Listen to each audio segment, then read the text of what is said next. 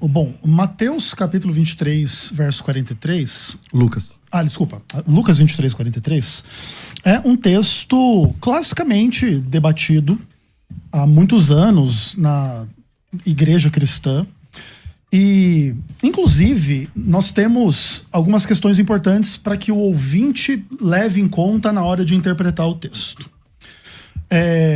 Eu gostaria de chamar a atenção do ouvinte para o fato de que o texto não fala nada sobre a alma do ladrão, a separação entre o corpo e a alma, que a alma do ladrão era imaterial, imortal, indestrutível e coisas desse tipo. De maneira que a leitura popular e tradicional desse texto, ela simplesmente baseia-se em nada. Da perspectiva de uma descrição técnica do que acontece com a pessoa quando ela morre ou não. Mas além disso, existe um outro problema. A palavra de Deus ela não é silenciosa quanto ao que acontece com a pessoa quando ela morre. Você tem uma descrição muito clássica lá em Eclesiastes capítulo 9, dizendo que o morto não sabe nada, ele não tem amor, ele não tem ódio, para ele tudo pereceu, e etc.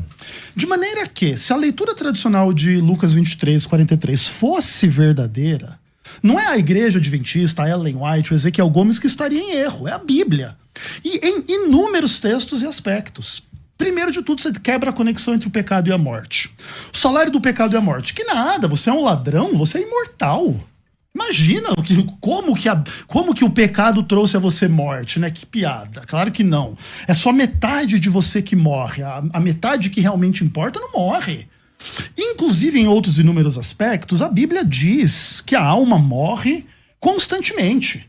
A alma que pecar, essa morrerá, etc, etc e etc.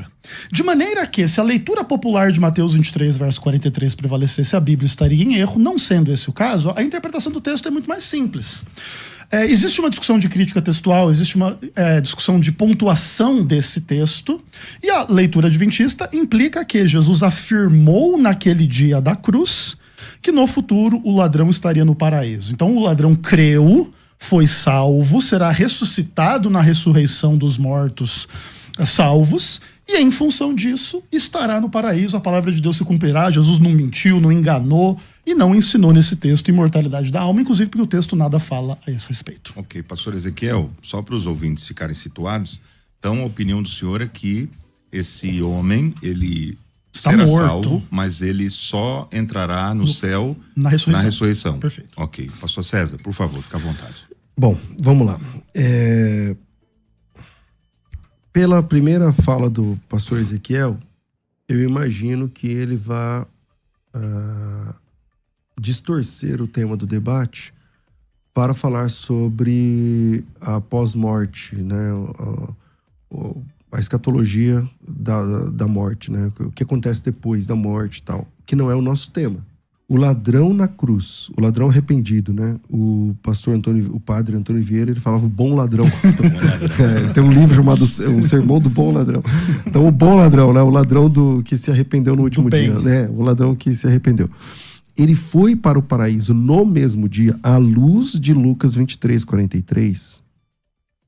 Esse é o tema. Então, eu gostaria que eu não estou correndo do outro tema, porque o outro tema é até mais interessante, ele é mais amplo, né, o outro tema. Mas eu gostaria de trabalhar esse tema, e aí a gente pode marcar um outro dia para falar sobre essa questão de Eclesiastes 9. Você fez uma leitura superficial de Eclesiastes 9, né, quando você cita, ele fala, o morto não tem nada, tal.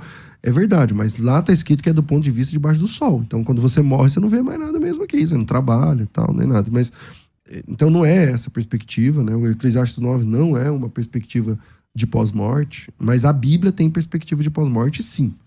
Então, você começa dizendo assim, a Bíblia não fala nada sobre a alma do ladrão. Sua primeira fala. A Bíblia não diz nada sobre a alma do ladrão. E como é que Jesus vai levar esse cara para o paraíso? Independente se é naquele dia ou não. Porque eu vou defender que é no mesmo dia. Uhum. Mas se não é sobre a alma, como é que Jesus vai levar esse cara para o paraíso? Se a Bíblia diz que carne e sangue não herdam o reino de Deus. Se não é sobre alma, é sobre o que então? Então, é sobre alma, sim. É sobre a salvação eterna de uma parte do corpo, ou melhor, de uma parte do ser que resiste, que sobrevive à morte do corpo. E essa parte imaterial, porque o ladrão, na continuação da leitura, ele morre. Ele morre fisicamente. Inclusive, ele morre antes de Jesus, o ladrão. Porque ele tem as pernas... Não, Jesus morre antes do ladrão, desculpa. Jesus morre antes do ladrão. Mas ele tem as pernas quebradas para acelerar o processo da morte. Então, ele morreu. Como é que Jesus levou ele? Se é no mesmo dia, ou no outro dia, na outra semana, ou não chegou ainda esse dia, que é o que você vai defender, como que ele vai levar esse cara? Entendeu? Então, é sobre alma também. É sobre alma também. Agora, a leitura do texto, a leitura simples do texto, ela diz assim, Jesus respondeu, em verdade te digo que hoje estarás comigo no paraíso. E aí vai uma dica para os estudantes da Bíblia, das Escrituras. Respeite a Bíblia. Respeite a Bíblia.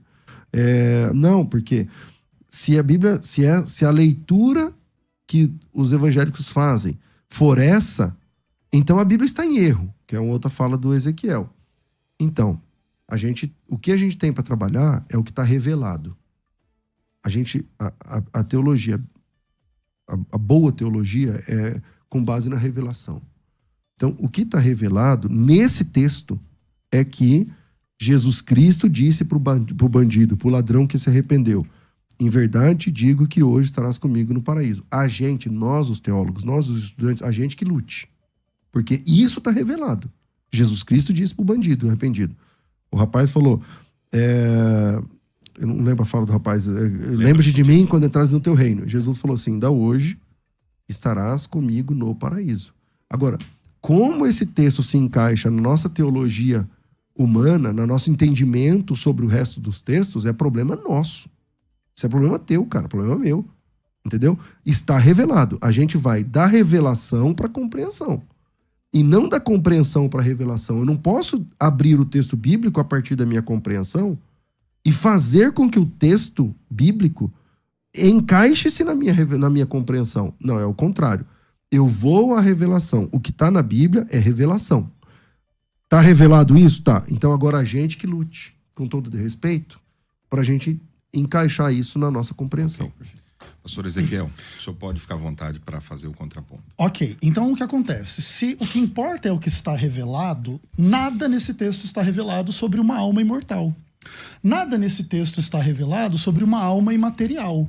Nada nesse texto diz que a compreensão correta do que aconteceu com o ladrão implica que ele morreu, mas não morreu, porque metade dele é imortal, porque esta metade nunca poderia morrer sob nenhum aspecto, a despeito de ser uma alma pecadora, de uma pessoa pecadora, e coisas desse tipo. De maneira que considerar o que a Bíblia diz a respeito desse tema é o que é revelado, é absolutamente natural quando se explora o texto. Então, por exemplo, vamos tratar aqui com uma hipótese. Vamos supor que, de fato, a sua tradução da Bíblia estivesse correta e Deus, em Cristo, prometeu ao ladrão estar naquele mesmo dia no paraíso. Vamos trabalhar com, com uma hipótese que eu, obviamente, não concordo, porque ela não está de acordo com os dados bíblicos, de que, vamos dizer que Jesus Cristo ressuscitasse aquele homem naquele mesmo dia e o arrebatasse para o paraíso em carne e osso, da mesma forma como hoje Jesus está no paraíso em carne e osso. Que Jesus ressuscita com corpo e sangue e corpo literal, né? O que ele, inclusive, fala para os discípulos: coloque aqui, pegue em mim porque eu estou vivo e não é uma alma, não é uma coisa do tipo. Vamos trabalhar com essa hipótese, que mesmo Jesus tivesse ressuscitado no mesmo dia da sua morte, o ladrão também, e os dois tivessem ido ao paraíso ressurretos. Essa seria uma explicação plausível para a noção do que hoje você vai estar no paraíso. Porque isso é uma questão que está de acordo com o que a palavra de Deus ensina de forma ampla. Agora, em nome desta linguagem, inferir uma antropologia absolutamente antibíblica, que nega a conexão entre o pecado e a morte, que torna o pecador imortal para que ele esteja no paraíso, porque tem que ser óbvio que aqui é uma alma, isso é ferir as escrituras. Isso é não ler o que está na revelação. Isso é você ir contra o que está revelado e inferindo sobre a palavra de Deus o que a palavra de Deus não diz claramente. Muito pelo contrário, o que a Bíblia diz o oposto.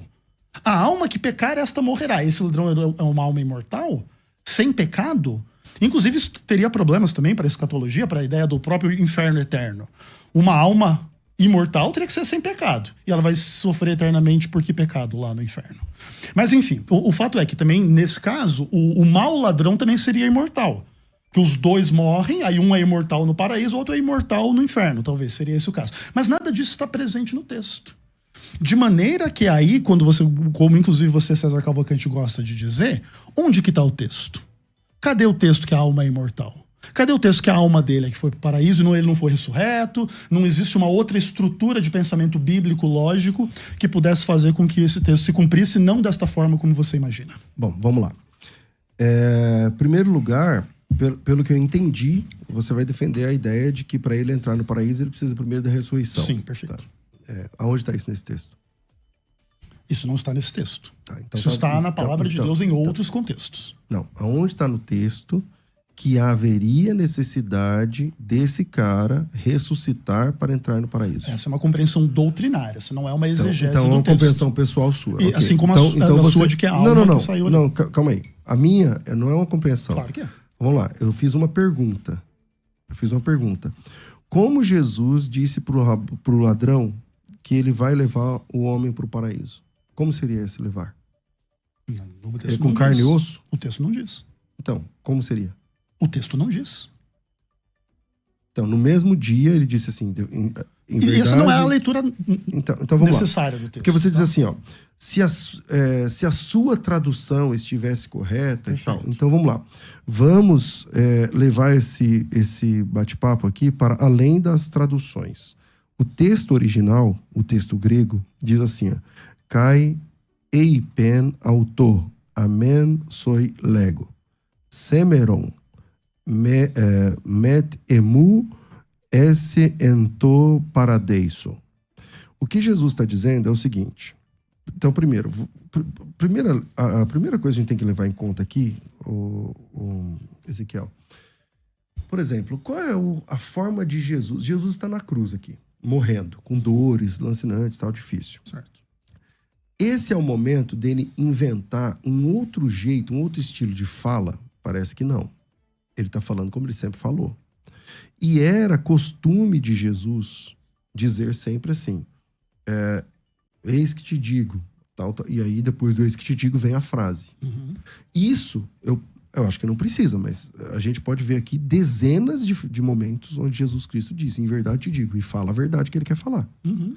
E aqui no momento onde ele fala assim, ó, amen soi lego, então na verdade eu te digo, hoje estarás comigo no paraíso. Não faz sentido, vamos lá, pelo menos se a sua leitura estiver correta, essa vai ser a única vez que Jesus falou desse jeito. Porque todas as demais, e aí é um contra centenas, ou pelo menos algumas dezenas, pelo menos. Tá. Algumas dezenas de vezes a fala de Jesus é assim, o estilo literário eu tô falando. Uhum. A fala de Jesus é assim, ó. Ou ele diz, em verdade te digo, e fala a verdade, que ele quer dizer. Tipo assim, imagina, em verdade te digo 2 pontos, e vem a frase. Uhum. Ou, em verdade te digo, em verdade vos digo, 2 pontos. O 2 pontos eu tô Sim, aqui claro, imaginando, pra você entender. E vem a frase. Perfeito.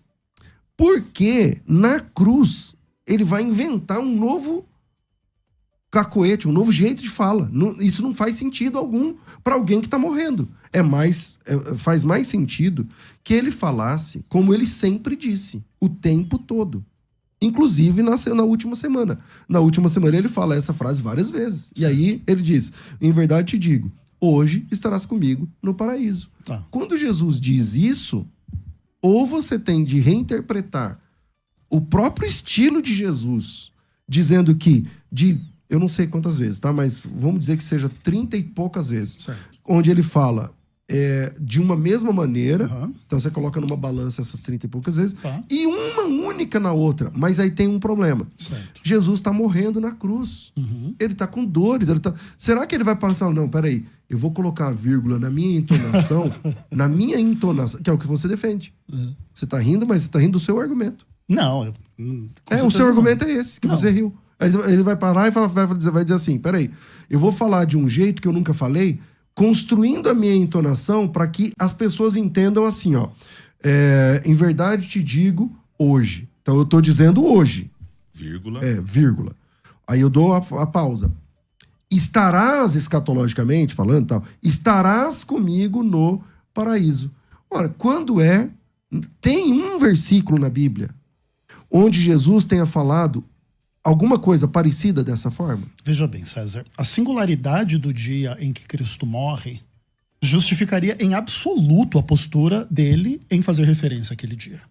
Jesus não falou de outra forma porque também não morreu em nenhum outro dia. E isso não é um argumento. Porque, veja bem, o grande ponto é o seguinte, César. Você está me pedindo, por exemplo, assim, onde que está um texto bíblico onde Jesus falou desta mesma forma em um outro dia? Todavia, não é necessário que isso exista para que ele fale desta forma neste dia. É possível que, por exemplo, muitos ditos de Jesus tenham sido repetidos de uma maneira ligeiramente igual ou diferente durante todos os evangelhos, mas em alguns momentos Jesus fala coisas que ele falou só em um evangelho. Jesus falou coisas singulares em inúmeros aspectos. E o grande ponto não é esse. O grande ponto é, caso a inferência de que este hoje estaria se referindo ao dia em que o homem estaria no paraíso, e isso implicaria uma alma imortal que não morre, isso criaria todo o problema a respeito do qual a gente já está falando aqui desde o começo. Uma contradição entre esta perspectiva da pós-morte com aquilo que a Bíblia ensina textualmente, claramente, sem necessidade, inclusive, de interpretação nada complexa. E eu achei engraçado o seu argumento sobre a vírgula, porque ele não depende da entonação de Cristo na cruz. Ele depende do que está escrito. E o que está escrito pode legitimamente ser entendido. Hoje eu afirmo que você estará no paraíso. Não é algo absurdo a compreensão, a tradução e a perspectiva. Inclusive, existe a noção de que, se eu não me engano, é o Códice Vaticano, que é o códice mais antigo que há, existe ali uma pontuação exatamente nesta direção, de que a pausa, que não é exatamente a vírgula, deve ser lida como depois do hoje. Então, Jesus pode falar como ele sempre falou, em verdade eu vou falar. Hoje eu vou falar. Você vai estar no paraíso. Sem você ter que recorrer, através disso, a toda uma estrutura teológica de uma compreensão antropológica que não há fundamentação na Bíblia a qualquer lugar. Onde há na Bíblia que Jesus ensinou, então, que a alma é uma entidade imaterial que sai do corpo depois da morte? Lugar nenhum. Mateus 10. Não, mas não fala que é uma entidade imaterial. Como que ela fica no inferno eternamente? Se ela não é imaterial. É físico? O corpo físico? Carne? Olha só, que vai pro inferno? Veja bem, César. Você está inferindo uma natureza do inferno, uma natureza da carne, uma natureza dessa suposta alma para que ela esteja supostamente eternamente no inferno. Então, mas como é que ela fica lá eternamente? Veja bem, em Mateus 10, 28, ele não diz que ela fica lá eternamente. Ele diz que ela é destruída. Que é para você temer a Deus, que pode fazer o que o homem não pode fazer. Deus pode destruir o corpo e a alma no inferno. Então, como eu disse há pouco, a gente pode, um dia, tratar sobre a alma. Não entendo que eu quero correr do assunto. Não, mas aqui o assunto assim, é o mesmo. Não é o mesmo. A imortalidade da alma. A imortalidade da alma é um assunto muito, muito querido, muito caro para mim, que eu gostaria até de tratar. Claro. Fica aqui o convite. Mas, voltando ao tema, que eu, desde a primeira fala minha, eu falei, eu achei o assunto aqui é o ladrão na cruz. Eu pedi para você disse assim, não, mas não tem... Então não pode falar nada sobre a alma nesse debate. Não pode. Pode falar o que você quiser. Mas o tema é esse. Não, então você pode falar o que você quiser. Você pode falar do Lula, do Bolsonaro, pode falar o que você quiser. Só que quando eu ver a minha parte, eu vou falar, vou voltar pro tema. Então vamos lá. O assunto de Jesus ter dito pro ladrão, que eu chamei aqui de bom ladrão, né? Em verdade te digo, hoje estarás comigo no paraíso. Eu acho que quando você diz assim, você tem que... vai inventar aí uma questão de alma que o texto não diz, não sei o que, tal. E aí você também tá inventando uma questão de sistema de ressurreição, de necessidade de ressurreição, para cumprir o que está escrito no texto. Se você fizer a leitura como eu faço, por exemplo, qual é o problema para você aceitar que Jesus tivesse levado o ladrão naquele mesmo dia? Aí você diz assim, a ressurreição. Sim. Esse é o problema. Ok. E Jesus não podia... se isso é um problema para você, isso não podia ter acontecido? Eu não estou dizendo que aconteceu. Eu estou dizendo que o texto diz assim, ó, em verdade, te digo, hoje estarás comigo no paraíso. Para mim, não aconteceu a ressurreição. Certo. E esse texto se entende metafísico. Tá. Não é um texto de carne e osso, tá certo? Esse cara está lá no paraíso. Tá. Por exemplo, o apóstolo Paulo também esteve no paraíso. Ele teve o corpo transformado e ele ressuscitou dos mortos para estar no paraíso de forma metafísica, de forma espiritual, conforme a segunda carta de Paulo aos Coríntios, capítulo 12. Mas ele estava vivo, né? Não morto. O ladrão também estava vivo quando Jesus prometeu. Não, sim, mas em tese ele estaria morto e no paraíso ao mesmo tempo. Daí não é a mesma experiência de Paulo, né?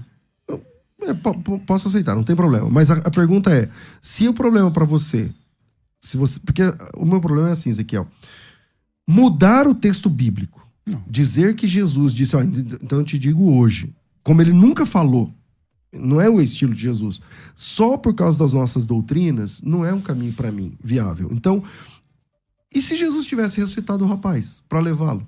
Qual o problema? Daí tudo bem. Então o texto tem que ser majoritário. O texto tem que ser respeitado. Eu não tenho... Concordo.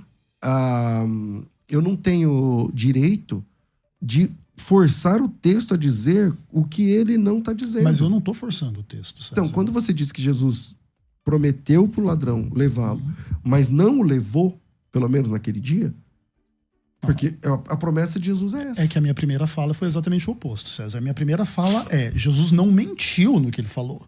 Ele avisou naquele dia, ele decretou naquele dia, ele prometeu naquele dia que o ladrão estaria com ele no paraíso. Vai chegar um dia que esse ladrão vai ser ressuscitado dos mortos e vai estar com ele no paraíso. Tá perfeito. Então, mas você tem alguma documentação que mostra essa ideia? Você falou do Vaticano, né? Códice Vaticanos. É verdade, ele é bem antigo. Mas vale a pena estudar um pouco sobre isso, que o sistema de pontuação, sim, ele é tardio. Concordo. Então o Códice Vaticanos, ele não tem... Não, ele não é autoridade. Ele não tem essa... Mas o que é interessante do Códice Vaticano é que é o manuscrito mais antigo que nós temos e ele pontua desta forma e não da forma tradicional. Mas o que é mais importante para mim, César, é assim, que as pessoas entendam... Você sabe que 90%, ou talvez mais, 99% dos manuscritos gregos não colocam vírgula aí. Sim, porque os outros têm todos pontuação. Sim, perfeito. E todos eles vão colocar vírgula antes do hoje. Perfeito. Na verdade, digo. Isso, e é interessante que o Códice Vaticano é o mais antigo e coloca diferente, mas isso é bem interessante mesmo. Eu sei que o debate está muito bom, você que está acompanhando aí, eu vou pedir permissão aos nossos queridos amigos aqui para fazer um intervalo rapidinho. Segura aí, olha, vai compartilhando, você que ainda não compartilhou, vai mandando para os amigos. Tá muito bom o debate, de altíssimo nível, nós estamos aprendendo bastante. E depois do break, eu queria levantar aqui, aproveitando que o pastor Ezequiel citou a questão tradutológica, acho que seria interessante a gente tocar nesse assunto também, porque há muitos argumentos que são levantados nesse sentido, né? A tradução não foi bem feita e tal, e vamos ver o que a gente pode obter através disso, tá? Eu não gosto nunca de atribuir erro às escrituras, nem mesmo às traduções, ainda que tradução é um assunto bem complicado, na verdade, porque é fato que quando você tira uma ideia de uma língua e coloca em outra, você precisa fazer escolhas de tradução. E essas escolhas, sim, em geral, elas estão relativamente informadas por pressupostos, tanto metodológicos quanto de compreensão das coisas. Você tem, por exemplo, muitos textos na Bíblia que usam essa ideia de que a alma morre, a alma morre, a alma morre, a alma morre, mas as traduções não refletem isso tão evidentemente. Por exemplo, o termo nefesh ou psirê no Antigo Testamento, na 70, quanto na Bíblia hebraica, você tem um monte de temas em que lá aparece a alma morta e eles traduzem como cadáver e coisas do tipo para não fazer a tradução literal, porque isso de fato cria uma retórica, a alma morta, que história é essa? Então, você percebe que existe sim uma certa agenda imortalista na maioria das traduções. E esse texto também, ele entra um pouco nessa coisa. Mas não é assim que, tipo, por exemplo, eu não atribuo má fé e engano e erro. Porque, por exemplo, seria se o cara tentasse explicar. Olha, em verdade, digo que hoje estarás comigo no paraíso, então tem uma alma imortal aí. Se fizesse um adendo explicativo do tipo que o texto não contém, aí seria uma falsidade. Mas como o texto em tese é possível ser entendido desta forma, como é a tradução majoritária, então passa assim, eu não vou dizer assim, essa tradução é errada. Mas ela tem uma implicação que se você ler ela de uma maneira que aqui tem uma alma imortal, você vai entrar em conflito com outros pontos da escritura. Ok, pastor César. Bom, só eu fiz aqui a minha pesquisa, né, sobre o que você falou do Códice Vaticanos, e de fato tem lá uma marca, mas acho que o nome mais famoso, acho que o maior especialista sobre o Códice Vaticano no mundo é o Dave Hasburn. Ele fala o seguinte: eu diria que o ponto, ele não tem, assim, ó, como é que eu vou explicar um assunto? Uma marca. Como eu vou explicar um assunto técnico, né? Nós temos, por exemplo, pessoas que falam coisas técnicas, e porque eles falam coisas técnicas, parece que tem um ar de superioridade, como esse rapaz que falou aí. O Márcio. O Jardel. Mas quando ele fala perícope sintática, isso é uma construção impossível, então ele não é técnico, mas ele falou coisas técnicas ali no meio, aí quando ele fala que na perícope sintática, não sei o que lá, então, quer dizer, não, enfim. Mas quando uma pausa, porque os textos, embora não tenha pontuação diacrítica, tipo vírgula e tal, existem espaços diferentes, e no texto, especialmente códices unciais, esse espaço pode ser entendido como pausa.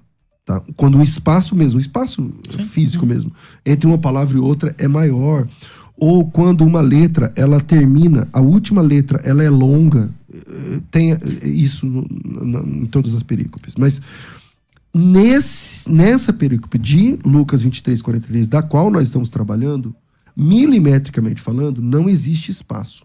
Então, esse é uma outra questão. Segundo, o manuscrito é do 4º século. É verdade. É uma discussão 4º ou 5º século, sei lá como for. Mas o sinal diacrítico é do século 8º. Entende? Então, não sei se dá para usar como base. Eu vou pegar aqui a fala do maior especialista que nós sabemos sobre Códice Vaticanos, que ele fala o seguinte: eu diria que é um ponto de origem desconhecida e que não fazia parte do manuscrito original. Provavelmente trata-se de um dos muitos borrões que apareceram no texto. Eu nunca basearia absolutamente nada com base nesse sinal, nesse ponto. Perfeito. Então, a questão técnica está aí. Mas, tirando esse material, todos os demais, é uníssono, todos os demais, eu não estou falando de traduções. Eu estou falando das fontes de texto original do grego. Nenhum deles coloca nenhum tipo de pausa, sinal diacrítico ou qualquer outra coisa na palavra hoje. Isso é uma interpretação. É uma interpretação do adventismo, de algumas pessoas, mas não tem espaço para isso, tecnicamente falando. Então, saímos dessa questão técnica. Agora, vamos para a questão do texto. Parece que é um problema a imortalidade, e eu não queria entrar no assunto, mas parece que não tem como, né? Não, então, a imortalidade. A imortalidade não é uma promessa para os salvos? Se é uma promessa para os salvos, qual é o problema ali de Jesus prometer a imortalidade para um rapaz? Nenhum. Então, e se isso, por exemplo, porque se a imortalidade realmente existisse, como você fala algumas vezes na sua fala, não, mas existe a imortalidade. Existe, sim. E a imortalidade é para o salvo. E o rapaz é salvo. Por exemplo, a alma do outro ladrão não era imortal? Então, vamos lá. O local da eternidade é diferente. Tá, mas a alma é imortal. Do ladrão condenado também. Eu creio que a alma é imortal. Mas o local, o que ele está prometendo para o ladrão, é o que foi negado a Adão. O Adão foi expulso de onde? Do paraíso. Até então, ninguém mais entra. Quando Jesus Cristo morre, Jesus é o último Adão. O que ele vem? Por que ele é o último Adão? Porque ele reabriu a porta do paraíso. Mas é que assim, ó, Adão ele é expulso do Éden. Vamos dizer que a gente pudesse fazer uma equiparação do Éden com o paraíso. Enquanto uma pessoa estava viva, carne e osso, etc. Adão nunca esteve no paraíso, até onde se sabe, em forma de alma.